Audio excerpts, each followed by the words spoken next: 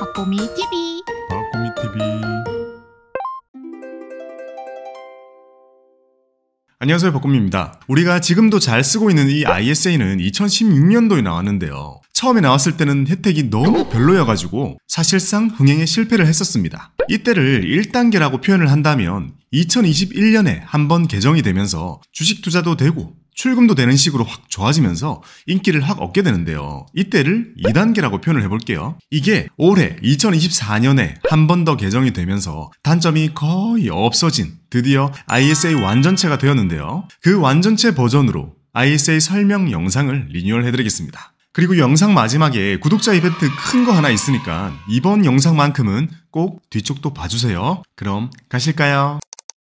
결론을 먼저 말씀드리겠습니다. 중개형 ISA를 증권사에다가 개설을 합니다. 계좌가 개설되면 그 계좌로 투자금을 입금을 하고 들어간 돈으로 주식, ETF, 펀드, 금융상품, 채권 등등 하고 싶은 투자를 마음껏 합니다. 이거를 3년 동안 합니다. 3년 동안 하고 나면 차익도 보고 이자도 나오고 배당도 나올 겁니다. 또 매매를 하다 보면 대부분은 수익을 보겠지만 손실을 보기도 할 겁니다. 계좌 안에서 수익을 봐도 세금을 떼지 않고 그대로 들어옵니다. 그렇게 운용을 하다가 3년이 지난 어느 날 내 계좌 속의 자산들이 전반적으로 분위기가 좋다 이때다 싶을 때 다 팝니다. 다 현금화를 한 후에 계좌를 해지합니다. 그럼 그 3년의 시간 동안 이 계좌로 내가 수익을 본 거 순수하게 번 돈에 500만 원이나 1000만 원은 아예 세금을 면제해주고요. 그걸 넘치는 만큼은 9.9%의 세금만 계산을 합니다. 그렇게 계산된 약간의 세금만 떼고 나머지 금액을 해지를 하면서 받게 됩니다. 그러면 목돈이 되어 있겠죠. 이 목돈의 일부를 떼가지고 연금 계좌로 이체를 조금 하고요. ISA를 새로 또 바로 개설을 합니다. 이전에 했던 것처럼 그대로 반복하면서 또 목돈을 모아 나가면 됩니다. 이게 ISA의 시작과 끝입니다. 쉽죠? ISA는 Individual Savings Account의 약자입니다. 우리말로 개인 종합 자산관리 계좌입니다. 개인 종합 자산관리 계좌, 이게 어려우니까 그냥 ISA로 보통 부릅니다. 이름은 뭔가 다 될 것 같은 이름이잖아요. 그런 의도가 맞습니다. 2016년도에 서민들한테 재산 모으라고 만들어졌고요. 서민들이라고 근데 막연하게 구분 지어버리면 이걸 안전한 걸 좋아할지 공격적인 거 좋아할지 사람마다 뭘 할지 모르잖아요. 그래도 아직 투자금이 작으니까 공격적으로 하는 사람도 있을 거고, 아니면 여유자금이라고 부를 수 있는 돈이 아니니까 보수적으로 하는 사람도 있을 거라는 거죠. 그래서 각자가 뭘 하고 싶든 간에 알아서 하고 그 결과가 나오면 거기서 세금을 깎아드리겠다. 이게 ISA입니다. 그래서 이 ISA는요, 웬만한 투자가 다 가능하도록 만들어졌고요. 거기다가 세제 혜택까지 받을 수 있기 때문에 만능통장이라는 별명을 가지고 있는 겁니다. 자, 이렇게 기억하면 됩니다. ISA는 하고 싶은 투자 다 하고 세제 혜택 받는 만능 계좌니까 꼭 만들어야겠구나.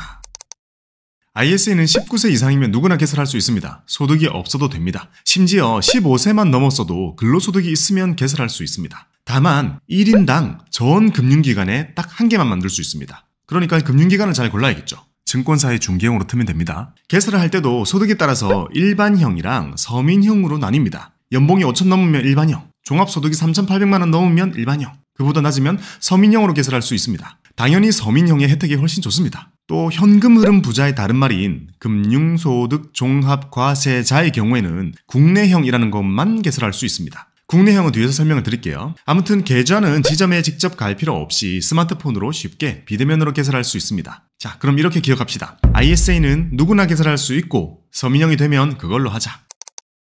그럼 서민들의 재산 형성을 위해서 이 계좌에 얼마나 저축을 할 수 있을까요? 이게 최소 한도는 없고 최대 한도만 있습니다. 그러니까 최소 제한이 없으니까 10,000원 넣든지 30,000원 넣든지 50,000원 넣든지 얼마든지 마음대로 넣을 수 있고, 대신 1년 동안 최대로 4,000만 원까지 입금이 가능합니다. 4,000만 원 이런 금액을 들으시고 부담스러워 하시는 분들이 있는데요. 전혀 그러실 필요 없습니다. 한도는 클수록 우리한테 좋은 겁니다. 이 큰 한도 중에 어차피 조금만 쓰는 거니까요. 1년에 4,000만 원이라는 한도가 다 차면 더 넣지는 못하고 해가 바뀌면 뿅 하면서 4,000만 원의 한도가 새로 생깁니다. 다시 넣을 수 있는 거죠. 이렇게 3년을 부으면 4,000, 4,000, 4,000 해가지고 1억 2천만 원을 넣을 수 있고, 원하면 5년까지 부을 수 있는데요. 그러면 총 2억 원까지 넣을 수 있는 계좌가 됩니다. 게다가 매년 내가 채우지 않고 남긴 한도는요, 그 다음 해로 2월도 해줍니다. 예를 들어 올해 내가 1,000만 원만 넣었다면 남은 한도 3,000만 원은 내년으로 2월이 돼가지고 내년에는 7,000만 원까지 넣을 수 있는 계좌가 된다는 거죠. 이렇게 5년 동안 최대 2억 원까지 입금할 수 있으니까 한도는 넉넉한 편입니다. 참고로 지금은 사라지고 없어졌지만 재형저축이랑 소장펀드를 가지고 계시다면 거기에 붙는 한도만큼은 여기서 한도 차감이 됩니다. 자, 그럼 입금 한도 이렇게 정리해 봅시다. ISA는 1년에 4천만원, 3년에 1억 2천 정도 부으면 되는 계좌겠구나.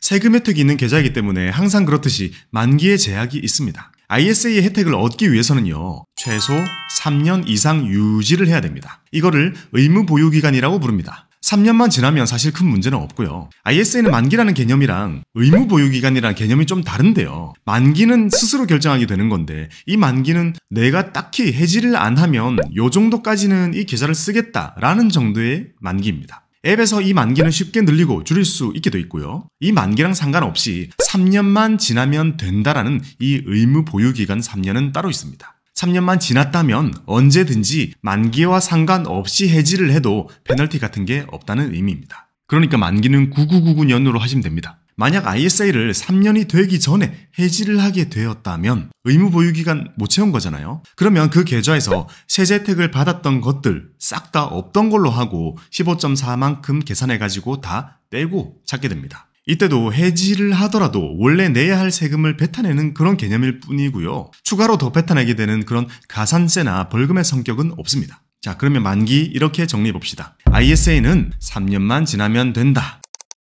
ISA는 크게 4가지 종류로 나뉩니다. 신탁형, 일임형, 중개형, 국내형입니다. 이 중에서 일임형은 모든 투자에 대한 걸 금융기관에 맡겨버리는 걸 말합니다. 펀드같이 별도의 운용회사를 이용하는 것이 아니라 ISA를 개설한 그 금융기관에서 알아서 운용을 해주는 거기 때문에 대신 주문을 내주는 개념이라는 일임이라는 말을 쓰는 겁니다. 이게 마음 편한 만큼 수수료가 비싸겠죠. 또 수익 잘 내줄지도 알 수 없는 거고요. 나머지 신탁형, 중개형, 국내형은 내가 직접 상품을 골라가지고 운용을 하는 계좌입니다. 각각의 차이가 있다면 신탁형이랑 중개형은 거의 비슷한데 신탁형에는 예금을 할 수 있고 중개형에서는 주식을 할 수 있습니다. 국내 주식요. 그러니까 용도에 맞게 개설을 하시면 됩니다. 국내형은 새로 생긴 건데 금융소득 종합과세자들이 선택할 수 있도록 만들어진 그런 종류입니다. 대부분 별로 관심 없을 겁니다. 자, 그러면 이렇게 기억해 봅시다. ISA는 고민 말고 그냥 중개형으로 열자. 예금보다 주식이 낫잖아요. 그래도 신경 써야 되는 번거로운 많은 것들을 감수를 하고 우리가 얻을 수 있는 것은 바로 세제 혜택입니다.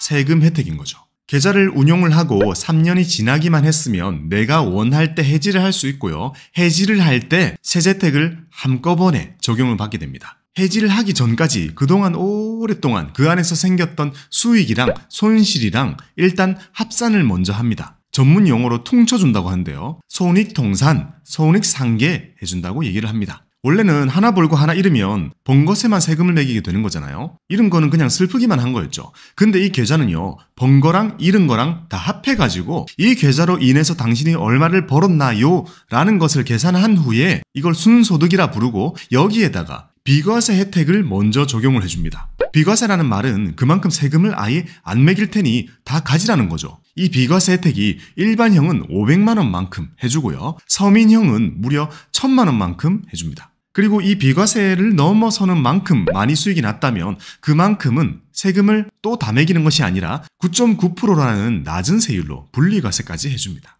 그러니까 비과세를 받는 것도 좋고 넘어도 세율이 낮으니까 수익을 많이 보면 볼수록 좋은 겁니다. 이런 비과세 분리과세 혜택은요, 매년 주는 게 아니라 해지를 할 때 딱 한 번 주는 겁니다. 그러니까 가능하면 자주 해지하고 자주 개설하는 게 낫다는 거죠. 세제 혜택 이렇게 정리를 해봅시다. ISA는 해지할 때 이 속에서 생긴 수익과 손실을 퉁쳐주고 일반형은 500만원, 서민형은 1000만원만큼 비과세 해주고 그거 넘어가면 9.9% 세금만 낸다.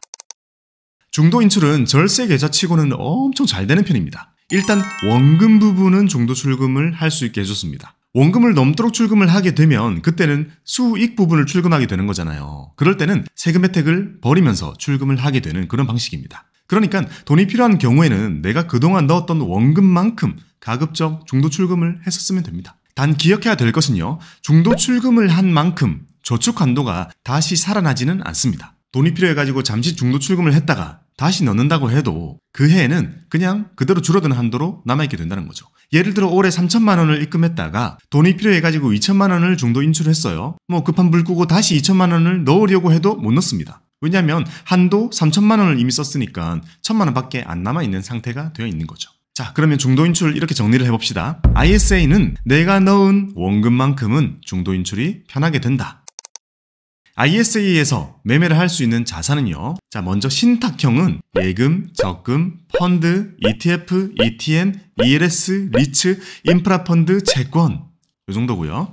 중개형은요. 신탁형이랑 비슷한데 예적금 대신 RP 나머지는 동일합니다. 펀드, ETF, ETN, ELS, 리츠, 인프라펀드, 채권 그리고 마지막으로 제일 중요한 국내 주식이 더해집니다. 이 정도면 뭐 할 수 있는 거 다 들었죠. 진짜 만능입니다. 자, 1임형은 그냥 다 맡기는 거니까 상품 선택하는 그런 거 없고요. 성향만 선택하면 되는 거고요. 국내형은 국내 주식이랑 국내 주식형 펀드만 투자할 수 있습니다. 자, 이렇게 종류에 따라서 매매를 할 수 있는 자산이 정해져 있으니까 그 안에서 내 입맛에 맞게 잘 섞어가지고 투자를 하고 각자 운용을 해서 뭐 벌기도 하고 잃기도 하게 되겠죠. 이렇게 해서 어쨌든 좋은 결과를 알아서 만들어내고 거기 결과에 세제택을 불어넣어 준 것이 바로 IS입니다. 자, 그럼 매매 가능한 자산 이렇게 정리를 해봅시다. ISA는 웬만한 건 다 된다.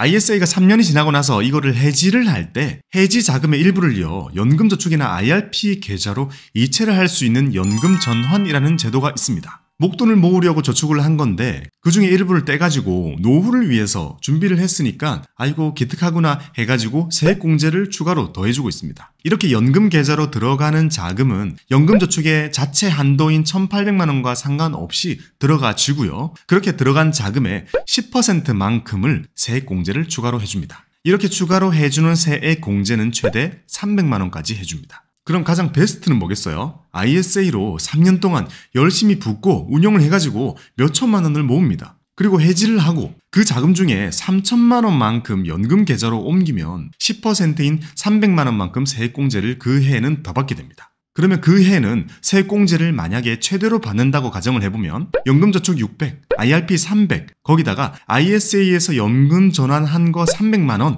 이렇게까지 하게 되니까 그 해는 세액공제를 1,200만 원을 받게 됩니다. 이 경우에 만약 소득이 5,500만 원을 넘지 않는다면 16.5%의 세액공제를 받게 되니까 무려 198만 원을 환급받게 되는 거죠. 뭐 이렇게까지 풀로 받지는 못하겠지만 그래도 3년에 한 번씩 이렇게 더 받는 건 아주 좋은 방법입니다. 연금 전환 이렇게 정리를 해봅시다. ISA로 큰돈 모아서 해지를 할 때 연금도 좀 챙기고 세액공제도 더 받자.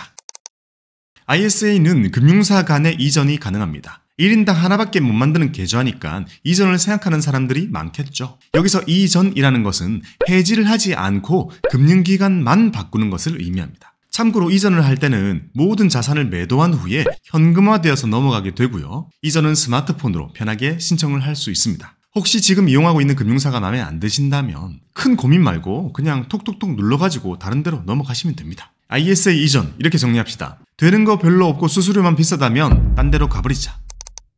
세상에 유튜브 오래 하다 보니까 별일이 다 있습니다. 샘소나이트에서 우리 구독자분들 드리라고 정말 큰 선물을 주셨습니다. 진짜 감동이에요. 뭔가 2024년 새해 선물 받는 기분인데요. 그 내용은요. 샘소나이트 코리아에서 우리 K직장인들을 응원하는 그런 프로젝트로 선물을 주셨는데요. 바로 이 24SS 뉴 컬렉션 제프리 백팩 20개를 우리 구독자분들께 선물로 주셨습니다. 이런 신상 가방을 선물로 주셨는데요. 그래도 예의상 좀 소개를 드려야겠죠? 유튜브 이런 거 처음 해보는데 제가 짧게 한번 해보겠습니다. 제가 원래 약간 보따리상 스타일이어서 백팩에 엄청 뭐 많이 넣고 다니거든요. 그래서 여기 보면 노트북 칸 따로 있고요. 안에 아이패드 넣는 칸 따로 있고요. 가운데 칸을 열면 엄청 큰 공간이 나오는데 거기 이렇게 그물 칸 따로 있고요. 지갑 넣는 것도 따로 있고 안에 지퍼 공간 또 따로 있습니다. 앞에 수납 공간도 2개로 나눠져 있고요. 양옆에 지퍼 수납 공간도 있습니다. 여기는 캐리어 손잡이에 끼울 수 있게 되어 있는 거고요. 여기 끈이랑 등 부분에 엄청 두툼하게 메쉬로 쿠션이 들어있습니다. 푸신푸신합니다. 여기도 수납 공간이 있네요. 딱 여권 넣기 좋을 것 같고 정면의 윗부분도 수납 공간입니다. 이렇게 수납 공간이 많은데 엄청 가벼워요. 이 완전 저같이 수납 좋아하는 사람들이 뭔가 딱 비즈니스 용도로 쓰기에 딱 최적화된 그런 가방입니다. 색상은 카키와 네이비 두 가지가 있습니다. 이 정도면 괜찮았나요? 정말 감사히 잘 쓰겠습니다. 안 그래도 지금 쓰고 있는 가방이 한 5, 6년 정도 쓴 것 같은데 정말 많이 매가지고 거의 수명을 다한 상태거든요. 근데 이번에 선물로 주신 게 딱 제가 좋아하는 그런 타입이라서 놀랐습니다. 아무튼 이거를 20개를 우리 구독자분들한테 드려야 되는데요. 무려 850만원어치라고 합니다. 방식은 댓글 이벤트로 진행하겠습니다. 이 영상에 댓글로 응원의 메시지와 갖고 싶은 가방의 색상, 카키나 네이비 그걸 함께 적어서 남겨주시면 제가 랜덤으로 추첨을 해가지고 20분에게 24SS 뉴 컬렉션 제프리 백팩을 선물로 보내드리겠습니다. 많은 참여 부탁드리고요. 다시 한번 우리 구독자분들께 선물을 주신 샘소나이트 코리아에게 감사를 드립니다. ISN이 여러 번의 개정 끝에 정말 맞는 통장이 되었습니다. 이걸로 맘 편히 목돈도 모으고 투자도 자유롭게 하시면서 원하시는 투자의 목표를 달성하시기 바랍니다. 여러분들의 성토를 기원합니다. 감사합니다. 야, 이거 추첨할 생각하니까 벌써 신나네요. 다들 좋아하시겠죠? 박보미 TV